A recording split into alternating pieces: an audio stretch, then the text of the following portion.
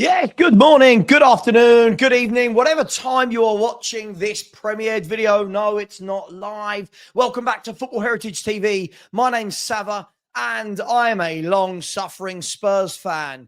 And if this was group therapy, we'd all be saying that right now. Hi, Sava. Yes, group therapy is what's needed being a Tottenham fan.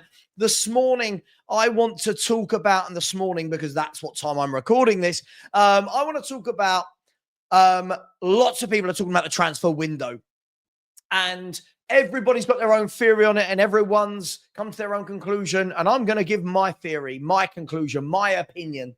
And I'll say it simply. I've said this for a long time. Spurs, quite simply, are unattractive this January.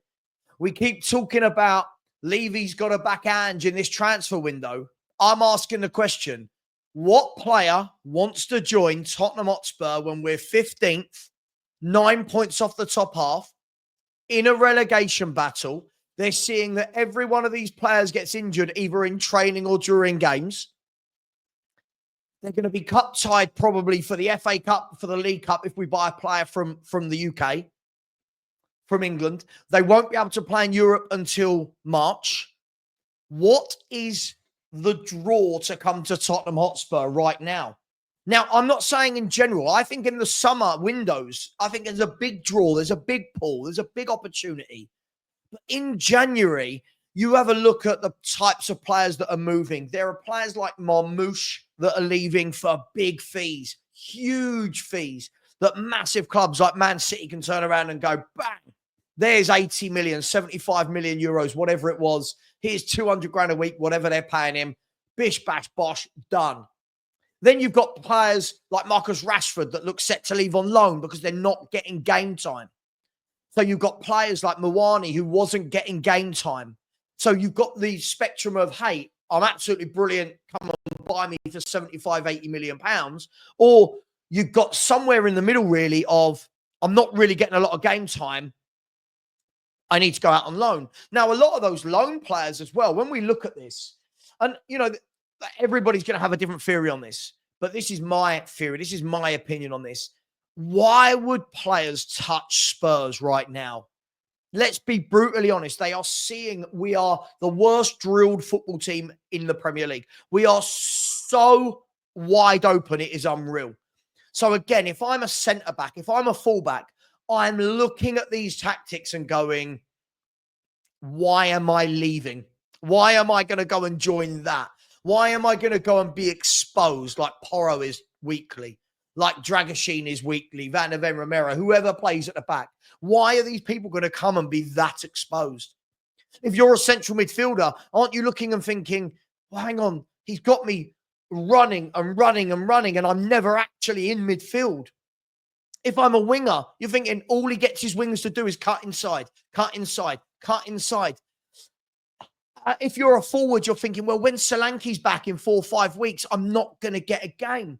So all these different things for me make this a very unattractive proposition. Now, lots of people go, oh, but we're still Spurs. We're still one of the biggest 6 clubs in terms of revenue, in terms of league positions over the last 20 odd years. Sure. In terms of trophies, yes, sure. But footballers, I know people think it's Football Manager, but footballers also aren't silly. Footballers will turn around with their agents. They're going to look and go, Tottenham Hotspur want you. Right, how much game time am I getting? Well, you'll play, and then as soon as Van der Ven's back, you're sitting on a bench every game, right? They'll see what happened to Radu Dragoshin. Even when Van der Ven and Romero are not fit, this manager plays them. This is how brain dead we are as a football club, right? So players will look at this. Players will have discussions with their agent.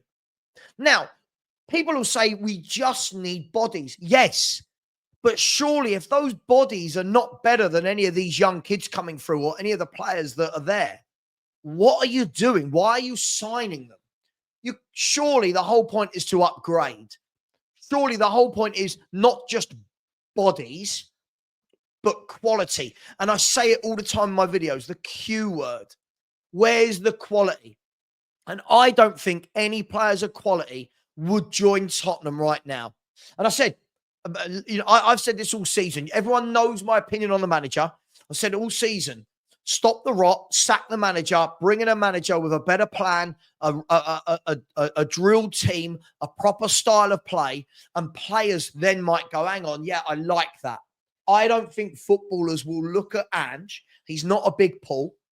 I don't think they'll look at his style of football. Not a big pull. His personality, not a big pull. And then, by the way, I'm going to get to Enoch and Levy, and I'm going to get to Lang in a minute. But I don't think from a management perspective, people will look and go, that's me. Now, they might, if they're young, a Kinski coming from the Czech Republic, for me, completely makes sense. His wages will have been, what, I don't even know, quadrupled or whatever they were. Young player, sure. Young players might, yep, sure. But are any players of quality going to look at Spurs and go, I want to go there? Let's look at Muani. Why was Muani ever going to join Tottenham Hotspur? I had people saying to me, oh my God, the lure of the Premier League. It's bigger than Italy. He'd rather be at Tottenham than Juventus. How did that pan out? Come on, right? I feel like we're getting to the stage now where we've got to realize we're completely unattractive. Now, I think during, from when the transfer window shut in the summer through to the transfer window opening in January, that's their job, right? The directors of football, the analysts, the scouts, that's their job for those 4 or 5 months are, right, what are we doing? Where are we scouting? Whose agent are we talking to? However, things change. Players that probably would have come in will look at this situation and go, yeah, that's a shit show. Spurs are an utter mess. Now, we might not want to see it. I'll say it because I think everyone knows that I've got that ability to take off my Spurs glasses and tell the truth. A lot of Spurs fans will be watching this right now going, shut up, Sava, you're a mug, blah, blah, blah. It's true. We are not attractive. I was reading an article yesterday online about when players move in January, it's got to be the right narrative for them. It's got to be the right set of circumstances. Are they not playing, so they move to somewhere where they're going to play? Are they not playing and going to move to somewhere where they're going to sit on a bench? And what we've witnessed from this manager is he doesn't rotate. So yes, while we've got injuries, we can say, yeah, you're going to get a game. But the moment Udogie, Van de Ven, Romero, Vicario are fit, you're not playing, whoever you are. That's how Ange has conducted himself for the last 18, 19 months as Spurs manager. Now, you can all tell me I'm wrong, but it's true. Go and look at every game Spurs play. When that 11 is fit, he never rests anyone. He never, ever rotates. He doesn't rest anyone. If he had, maybe we wouldn't have this horrendous injury list. And players looking to join Tottenham will look and go, why is everyone getting injured? Is it a coincidence? Is it bad luck? Surely it's just something's not right. Your training's not right. This many people getting injured every week in training is not right. We can all go, oh, it's unlucky, and wait till the players come back. The players keep coming back. He puts them in too soon, and then we struggle.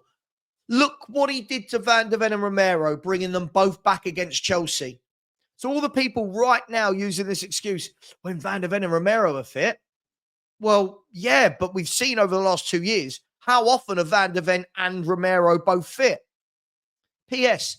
We've also lost 10 games when Van de Ven and Romero have been fit. So we've got to stop. I think it was 10 or 11 we counted last night.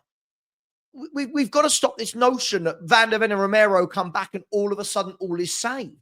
I get it. They're better than what we've got. But again, it is the training, it is the tactics, right, that are killing this football club. And other players are going to see that. So will younger players look at this and go, guys, Tottenham Hotspur, I'm joining Tottenham? Possibly. Will players like Muani play for PSG, play for France? No. They're not going to look at Tottenham and go, yeah, look at that. I like what the manager's doing. They're going to see all the noise. Not Muani. All of the players that we talk to are going to see all of the noise. All of this talk on Sky Sports, Talk Sport, BT, YouTube, Reddit, Facebook, Instagram. They're going to see all the noise that's surrounding this club. Talks of protests, right? Talks of players not liking the manager. Talks of the manager having 2 games to save his job. Talks of leaving Enoch out. They're going to look at this and go, what an utter shambles. Now, I might be wrong. There are like 5 days left of the transfer window, 6 days. I might be wrong. We might bring in a top quality player. I've supported Spurs long enough to know, though, I can't see that happening. And what we will do is we'll sign somebody completely left field, really underwhelming, and fans will try and shoehorn it into the quality bracket. It's what we do.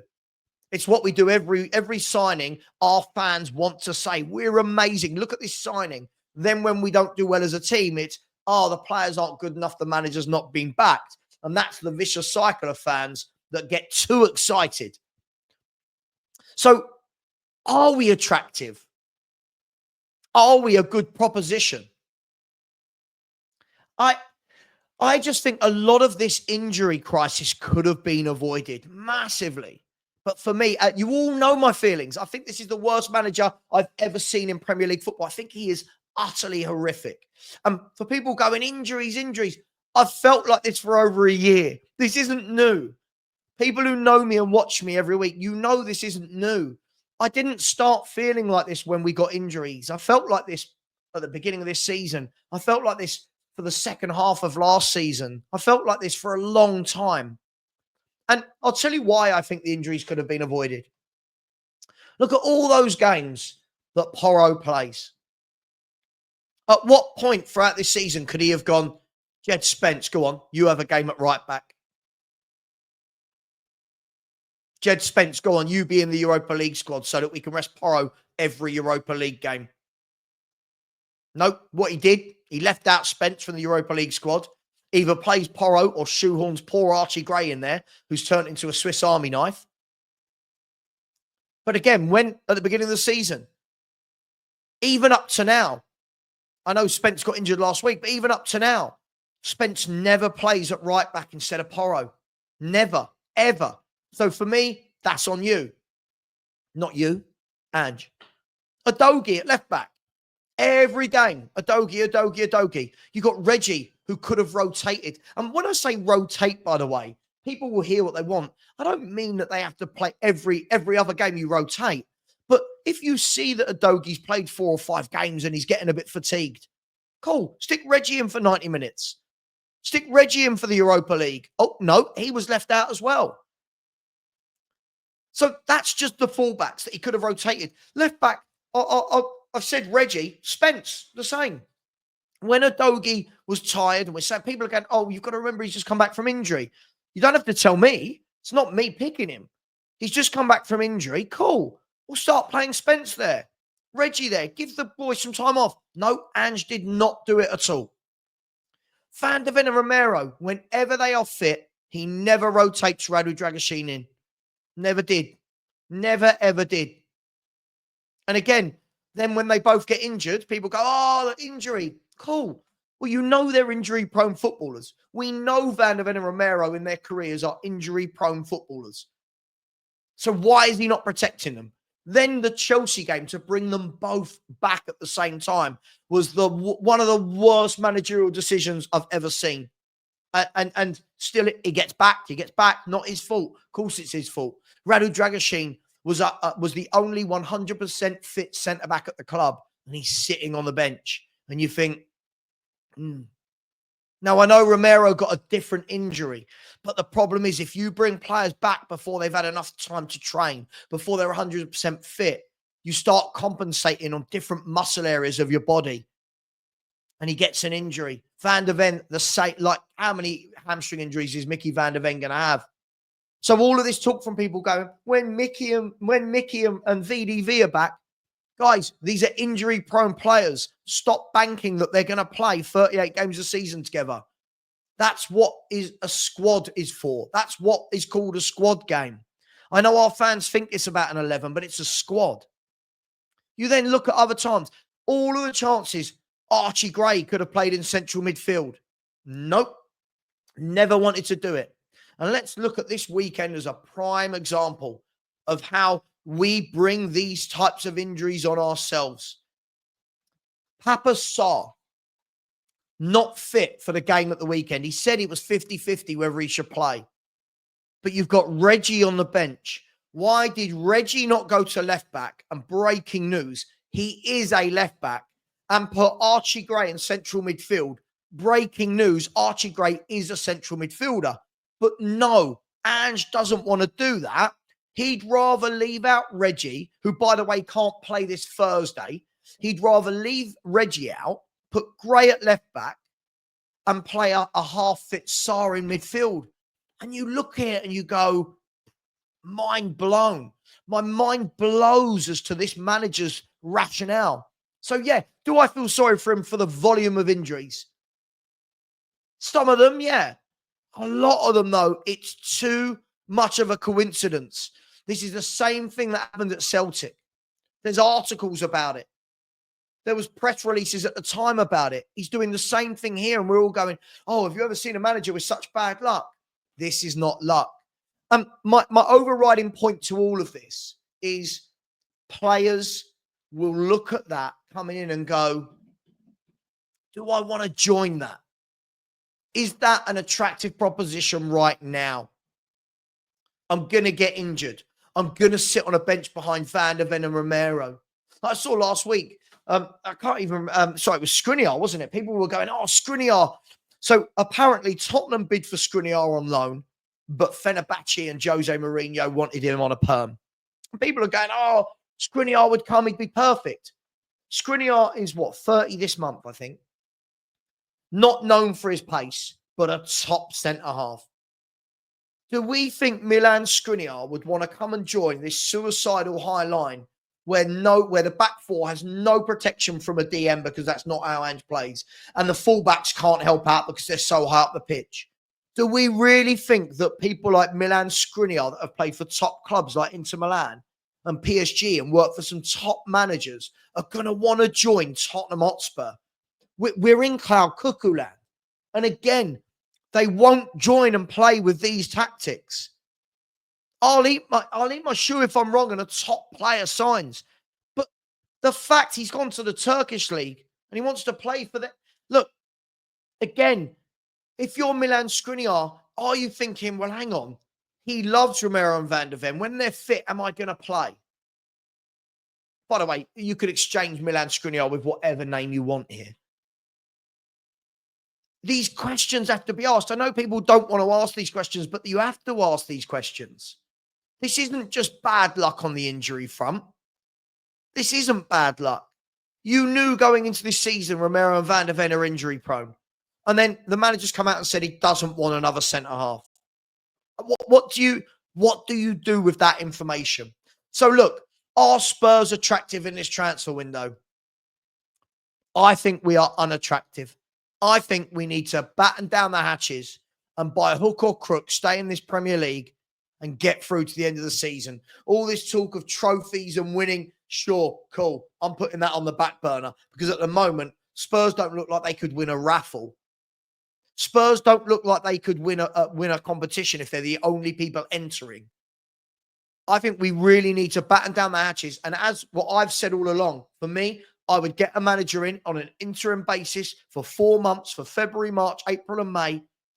A manager that will drill this team. A manager that will go, right, no more inverted fullbacks. Right, 2 centre mids in front of the back four. Let's be rigid. Let's be solid. Let's be difficult to beat. And let's grind out some results. Because at the moment, we just look dreadful. Ipswich have come to our ground and beat us. Wolves came and got a draw. Leicester come to our ground and beat us. Everyone's coming to our ground and beating us. Things have to change. We're going to see. Look, we've got 5 or 6 days of the transfer window.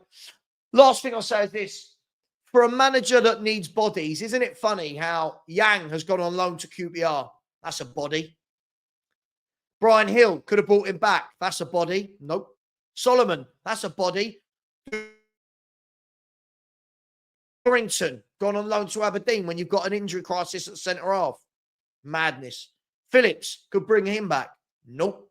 So do I feel sorry for this manager? No. And this is why. He's got options there. He doesn't know what to do with them. He doesn't want to bring back these. He said this week, not going to bring him, and him back. Then we can't be that desperate for bodies. Guys, girls, I'll leave it there.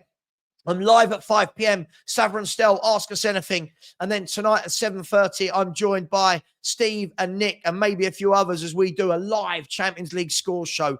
All of the Champions League games tonight are going to be amazing, right? Because they all play at the same time and you're going to see that table change throughout the entire 90 minutes. Join us live for that.